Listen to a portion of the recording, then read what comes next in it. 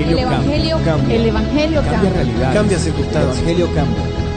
cambia las vidas Para bien. y para siempre. Para siempre. El Evangelio cambia la tristeza, y la convierte en gozo. cambia las familias. Las comunidades. Está cambiando nuestra El nación. Evangelio Está cambia. cambiando nuestra nación. El Evangelio cambia. Es Jesús, el único que puede al hombre libertar de las tinieblas y de Satanás, darte luz. Es Jesús, es Jesús, el único camino a la eternidad, el fiel amigo que nunca te dejará. No hay otro, no es Jesús.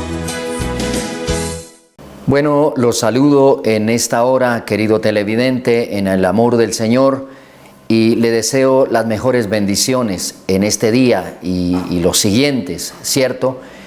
Nuestro propósito es llevarle a ustedes la palabra de salvación, la palabra de fe, ilustrarles un poquito las Escrituras, porque Dios nos pedirá cuentas de una u otra forma del don que Él nos ha dado de ser nosotros predicadores de su palabra, el Evangelio.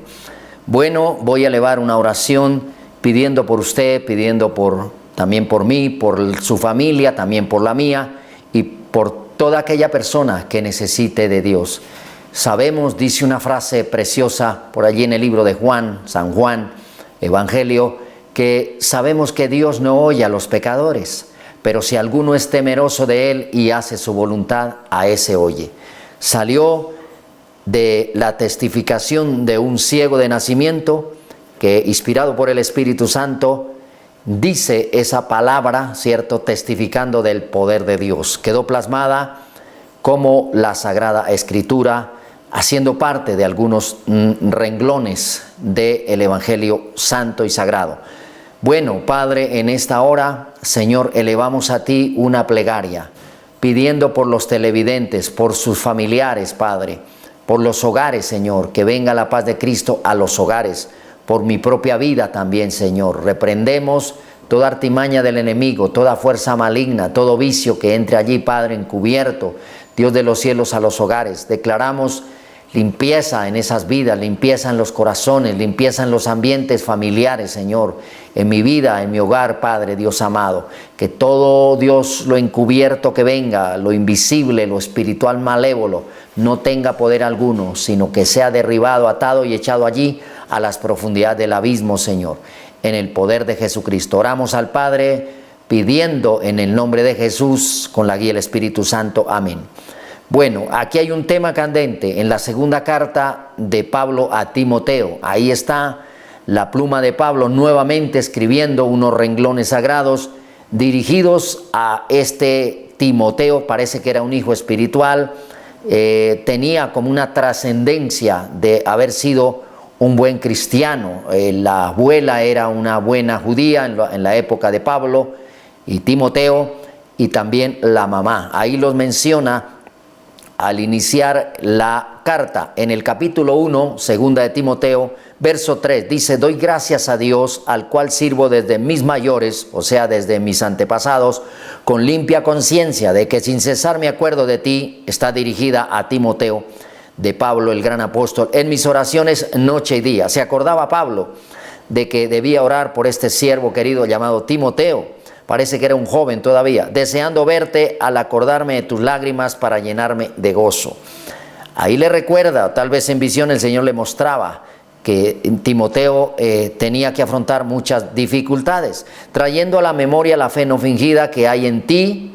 Habla de Timoteo, la cual habitó primero en tu abuela Loida y en tu madre Eunice, y estoy seguro que en ti también. De ahí viene lo interesante, por lo cual te aconsejo que avives el fuego del don de Dios que está en ti por la imposición de mis manos, porque no nos ha dado Dios espíritu de cobardía, sino de poder, de amor y de dominio propio. Bueno, cuando uno habla del fuego de Dios, la gente, bueno, que no conoce las Escrituras, que no conoce el Señor, lo relacionan a lo mejor con algo natural. Estoy hablando es del poder de Dios, el fuego de Dios, lo que hoy necesitan todas las iglesias de Cristo poner en el altar.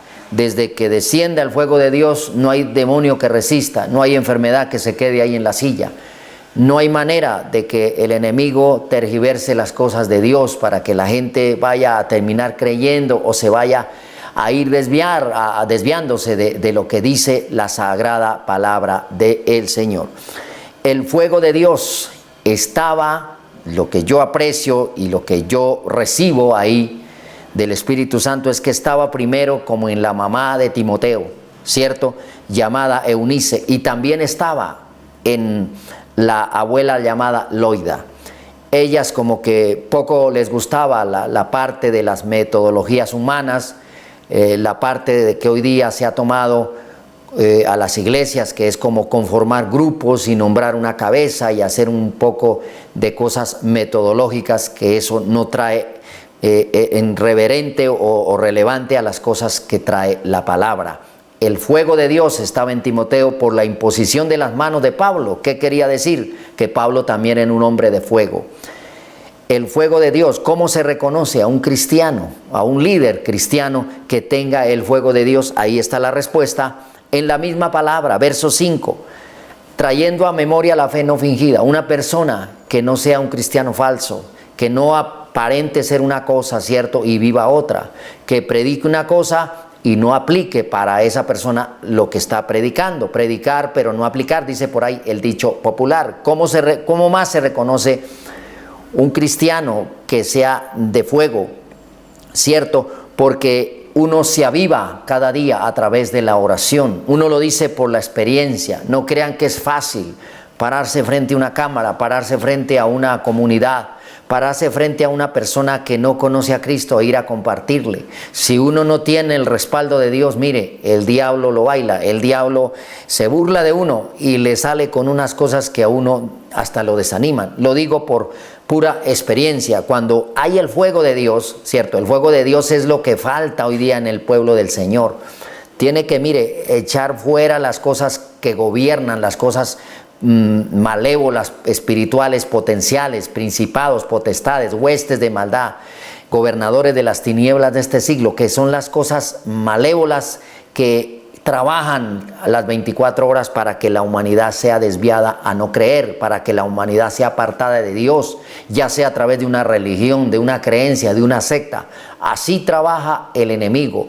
Cuando hay fuego de Dios en un cristiano, el cristiano no entrega sus armas fácilmente, porque precisamente ha sido adiestrado en ese fuego, ha sido adiestrado en ese combate espiritual, ¿cierto? Ha sido conforme, aquí Pablo instruyó a Timoteo, dice que le impuso las manos y le transmitió ese fuego que había en Pablo. San Pablo era un hombre de fuego, por eso él curaba a esos enfermos. En una ocasión él enviaba pedazos de vestido de él y los ponían en los enfermos, en otra región, en otro lugar, y la unción iba ahí, la fe trabajaba ahí, y los enfermos se levantaban, eran sanados las personas que tenían enfermedades, aún los que estaban endemoniados, los demonios salían, porque ese es el otro asunto en esta parte que estoy hablando del fuego de Dios. Ese podría como ser el tema, ¿cierto?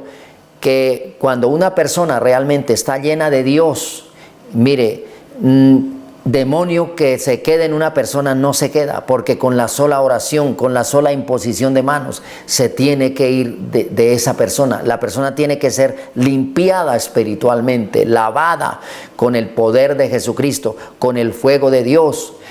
Yo recuerdo la historia aquí leída en este mismo libro sagrado, la Biblia, en el capítulo 28 de Ezequiel, cuando habla del origen del diablo, del origen de Satanás, ese querubín protector, y dice que él se paseaba allí en medio de las piedras de fuego de Dios. Solamente ilustra, ¿cierto? Nuestra mente natural apenas alcanza a imaginar cómo será ese lugar, o sea, la cercanía con Dios, ¿cierto? El fuego de Dios, el lugar más cercano de Dios allí es fuego, por eso habla la Escritura de fuego consumidor. Cierto, el fuego de Dios está en un cristiano, ya lo había dicho, cuando su fe no es fingida, cuando no es una persona que finge ser una cosa y resulta que es otra persona. Ahí el fuego de Dios no está. Así se reconoce un cristiano que no sea de fuego, un cristiano que ora poco. Ahí no está el fuego de Dios, porque el fuego de Dios es lo que impulsa a nuestro corazón, ¿cierto? A nuestra alma, todo nuestro ser, a orar en todo momento, a reprender, a liberar, a pelear con los demonios que gobiernan en un territorio, los potenciales que gobiernan en un territorio. Eso es una persona de fuego. Y entonces aquí Timoteo recibe el consejo de Pablo diciéndole, mire, yo le aconsejo a usted, Timoteo, que avive. ¿Por qué le decía eso a Timoteo? Porque Timoteo estaba dormidito. Timoteo ya se estaba como acostumbrando a lo que hoy se acostumbra la iglesia cristiana, al conformismo, a orar cada 8 días 2 minutos, a recibir un mensaje sagrado y se van para la casa. Y a los 8 días vuelven otra vez ahí quebrantados, sin el avivamiento, sin el fuego de Dios, y vuelve a la misma rutina. Pues eso se llama, es como una religión evangélica más bien, pero eso no se llama fuego de Dios. El fuego de Dios es latente cuando un predicador habla. O sea, la gente tiene que darse cuenta que ahí está el Espíritu Santo guiando, que cuando uno se le acortan las palabras, el Espíritu Santo inmediatamente lo guía y le pone la palabra para decirla así. Realmente eso es el fuego de Dios. Querido televidente, sepa todas estas cosas, todos estos temas, ¿cierto? De que lo que está escrito aquí no son fábulas, no son cosas sencillamente históricas, no, son cosas que ocurrieron y que muchas veces, así como Timoteo le aconsejó a su amado hijo espiritual, Pablo le aconsejó a Timoteo, así también muchas veces el mismo Espíritu Santo nos aconseja cuando leemos la palabra, cuando escuchamos un sermón, ¿cierto? Cuando el Espíritu Santo nos habla muchas veces audiblemente y lo escuchamos, ¿cierto? De que avivemos eso, porque la gente, mire, uno lo dice por experiencia mayormente, la gente uno les ministra y al otro día o a los 2 días ya están en el mismo problema, en el mismo desánimo, en el mismo desaliento, ¿cierto? Pensando en la misma incredulidad, pensando en el negativismo. Quiere decir que de pronto ellos recibieron el toque del fuego de Dios, pero no siguieron ahí en esa tónica y en esa línea. Se reconoce a un cristiano que tiene el fuego de Dios cuando esa persona, mire, así haya barreras, le toque ir a donde sea, esa persona va a orar por ese enfermo, por esa persona endemoniada y hay una respuesta. Recuerdo que hace poco fui a orar por una señora ya mayor y resulta que un quebranto tremendo de estrés, ¿cierto? Pensando en lo que ya pasó, pues pensando en el presente y pensando en el futuro, pues se le acumula una serie de ansiedad, una serie de preocupaciones, ¿cierto? Una serie de frustraciones y eso le trae enfermedad física, claro. Además, los demonios de eso de estrés se le alojan en el cuerpo. Entonces la persona anda atribulada a toda hora. ¿Qué fue lo que hicimos con ella? Explicarle qué era lo que tenía, ¿cierto? Orar por ella, imponerle manos, hacerla que ella renunciara a muchas cosas, que pidiera perdón. Y ella solo dijo, solamente tuve con una terapia y no más. Pues ella lo dijo y lo expresó en su manera de entenderlo. Pero en realidad lo que estaba era obrando el fuego de Dios, la fe. Si ella no tenía fe, obraba la de nosotros, con la que nosotros hicimos la oración, la imposición de manos, y no hay demonio que resista.